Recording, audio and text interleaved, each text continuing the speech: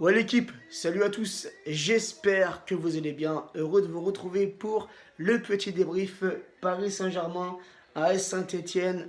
Et ouais, j'ai le sourire les gars. Score final 4-0, une bonne petite branlée, un match à sens unique, un boulevard, une autoroute les gars. Ce soir c'était la fiesta au Parc des Princes. Les gars, ça m'a fait plaisir. Quel match de nos Parisiens. Des Parisiens impliqués, des Parisiens concentrés, des Parisiens qui n'ont pas pris ce match à la légère. Là les gars, en même temps que je fais ce petit débrief, je revisionne le match. Les gars, on est à la 21e minute et là les gars, le gros coup va arriver. Au Monstro, qui a fait un match ce soir sublime. Et là les gars, regardez. Les gars, Rabiot. Le travail magnifique d'Adrien Rabiot les gars. Regardez-moi ça. Rabiot qui conserve le ballon. Il a deux joueurs autour de lui, les gars. Il remet à son capitaine. Passe à Marco. Et ce bijou, les gars. Les gars, ce bijou de Verratti. Ce bijou de Verratti qui faisait son grand retour. Verratti absent depuis plusieurs semaines. Il revient. Déjà une passe D, les gars. Mais quelle passe. Quel bijou. Quelle passe, les gars, succulente.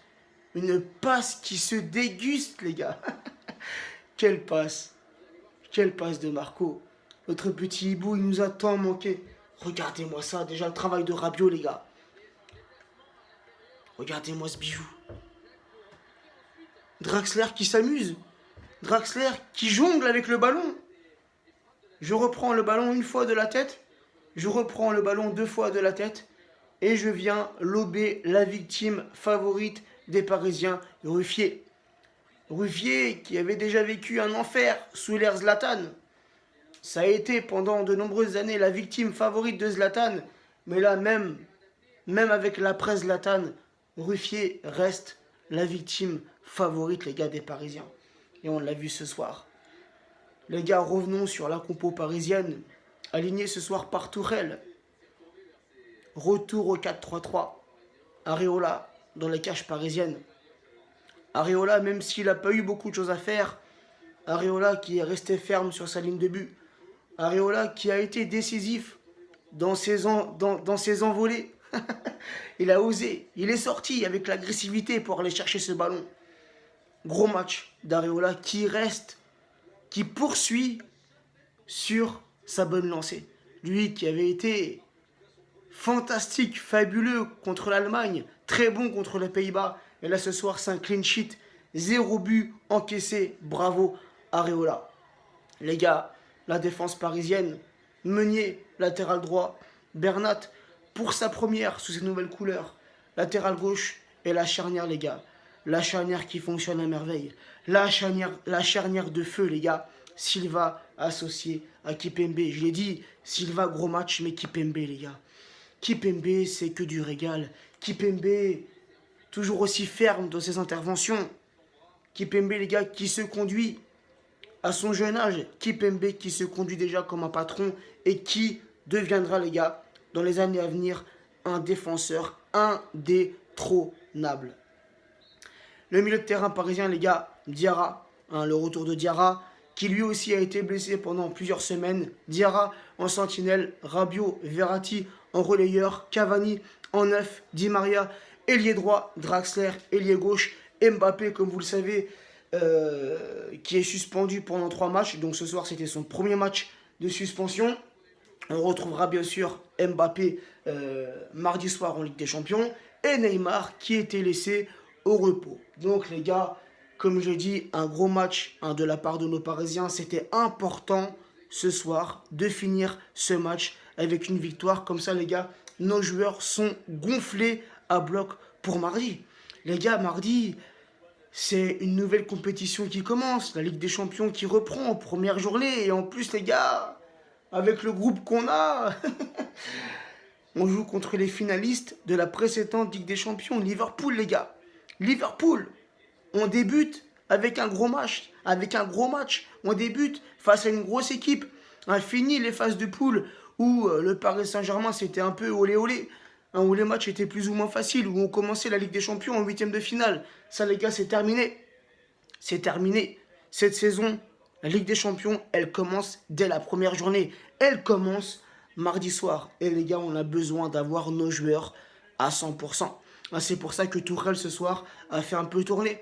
On a vu à la 46e minute Diaby qui a remplacé Diarra. C'est normal, Diarra qui faisait son retour.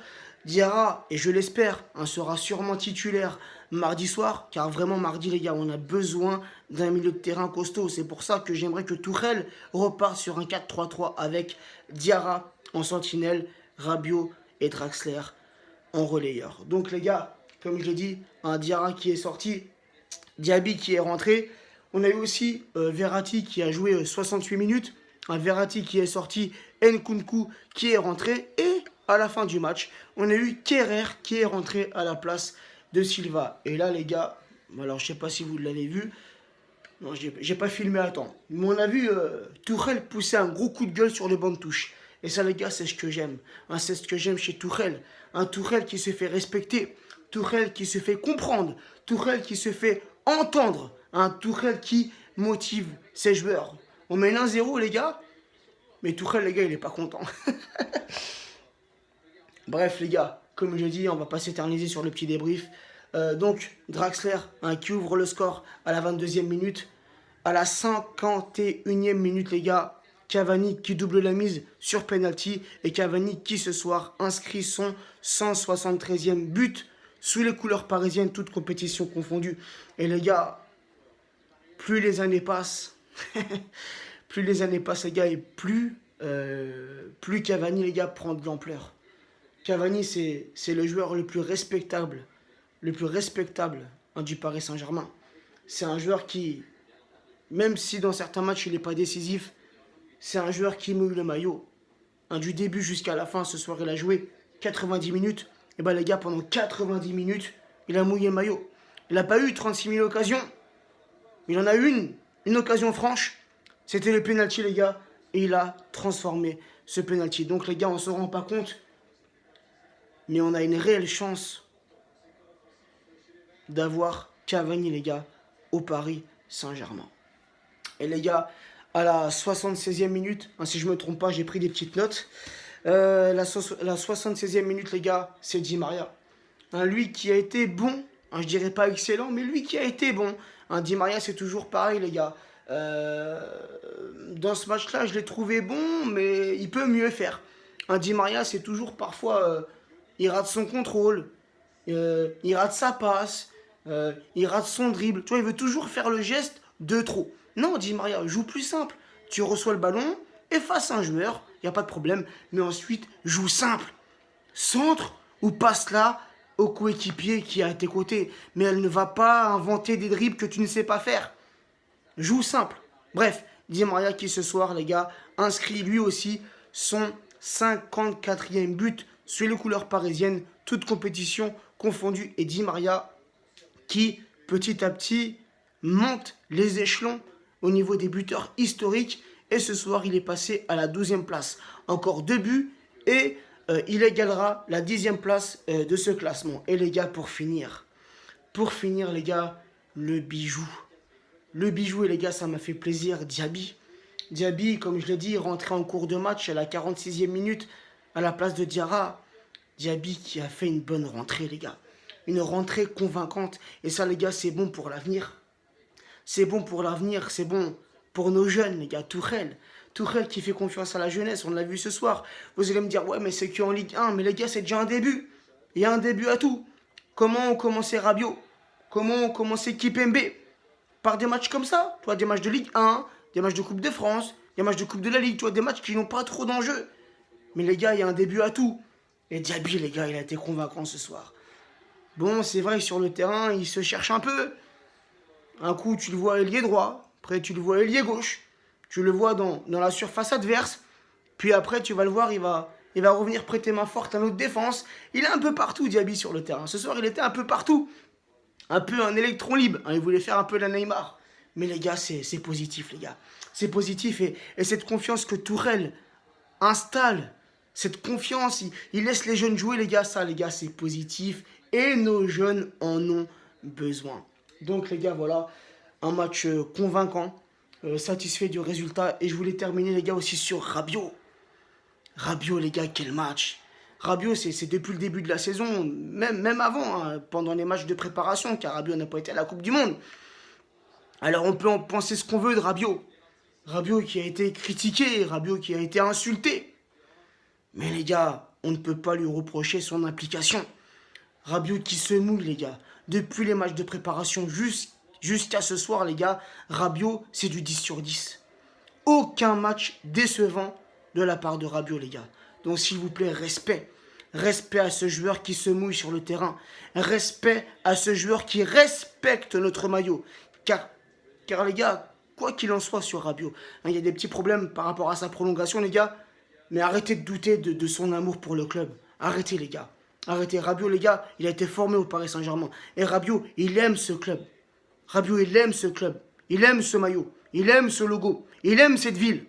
Donc, les gars, s'il vous plaît, arrêtez de vous acharner sur Rabiot. Respectez-le un peu, les gars. Respectez-le. Regardez le match qu'il a encore fait ce soir. Le mec, il est partout. Le mec, il est partout. Et le mec, il t'apporte une confiance, une sérénité au milieu de terrain. Donc voilà, et je vais terminer les gars, parce que j'ai noté ça sur une feuille, les petites statistiques les gars de ce match.